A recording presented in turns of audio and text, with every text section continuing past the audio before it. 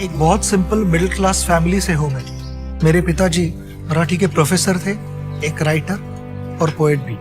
जब से मुझे याद है मैं अपने पिताजी की तरह बनना चाहता था। वो हमेशा मुझे कहते थे, जो भी बनो लाइफ में always give your best, shortcuts कभी मत ले। लेकिन आखिर तक जो बात तुम्हारे साथ रहेगी वो होगी कि तुम इंसान कैसे हो।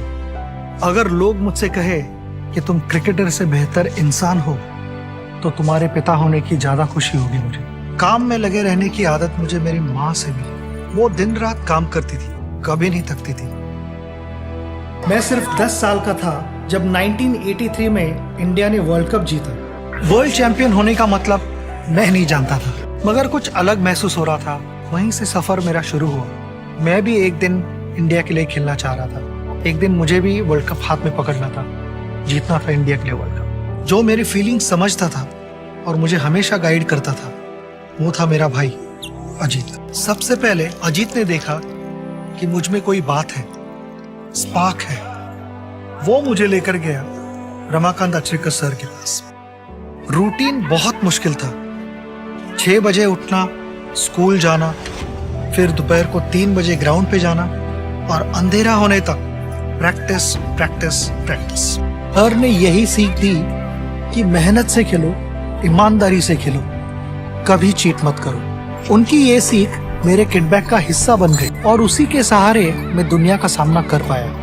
अपने लिए टाइम ही नहीं होता था, इसलिए मेरे माता पिता ने और भाई ने डिसाइड किया कि मैं अपने अंकल और आंट के पास रहूं, जिनका घर ग्राउंड से सिर्फ 2 मिनट दूर था। This is where my career took direction and shape. It changed me as a person completely. क्या हो रहा था मुझे कुछ पता नहीं चल रहा था। ऐसा लग रहा था शायद इसके बाद फिर कभी मुझे मौका ना मिले। बहुत नाजुक हालत थी हमारी। वसीम वकार पूरी जान लगाकर बॉलिंग कर रहे थे, फुल थ्रॉटल। तो पता लगा कि 16 साल का बच्चा आ रहा है जो कि बड़ा स्पेशल है। तो हमने सोचा यार 16 साल का बच्चा है, कितना अच्छा होगा। मतलब 16 साल का ही है ना। जब वो आया तो वो लगा, देखा जब उसको तो 14 साल का लगा, वो बिल्कुल ही छोटा लगा। मैंने कहा इसने करना है यार। तीसरी बॉल इसको बाउंस किया, इसने पुल करने की कोशिश किया, फटाक से नाक पे लगी, फवारा निकला खून का। नाक फट गया था पूरा और पूरा ब्लड। सिद्धू कह रहा मैं नॉन स्ट्राइकर्स देख रहा था कि लड़का मर गया, ये खत्म है। और जब सीजन बॉल लगती है पूरे पाकिस्तान की टीम मुझे देखने के लिए आ गई और जावेद मियांदाद ने कहा, अरे तेरा तो नाक टूट गया है, तेरे को अभी के अभी हॉस्पिटल जाना पड़ेगा। नीचे का ट्राउजर, जूते, पिच खून से सनी, 15 साल का लड़का। तो इसको स्ट्रेचर पर लिटाने लगे। तो सिद्धू कहता है मेरे कान में आवाज आई, मैं खेलेगा, मैं खेलेगा। अगर मैं ग्राउंड छोड़ देता तो इससे पाकिस्तान को बहुत फायदा होता। मेरा भाई अजीत ड्रेसिंग रूम के बिल्कुल सामने बैठा हुआ था। मैं उसे और अपनी कंट्री को निराश नहीं करना चाहता। मैंने खून पोंछा, बर्फ लगाया और फिर से बैटिंग करनी शुरू की। नाक पे पट्टी बांध के इमरान खान अगली बॉल करता है, ये 2 कदम आके स्ट्रेट में मारता, फटाक 4। इसने बोला सर मैं खेलेगा।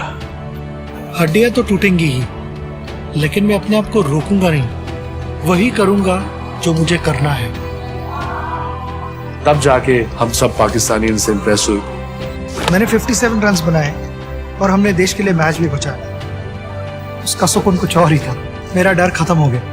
I became fearless। हर खिलाड़ी को निराशा के बाद अपने पैरों पे खड़े होकर लड़ना जरूरी होता है। क्रिकेट तो मेरे लिए ऑक्सीजन था। क्रिकेट नहीं तो मैं नहीं।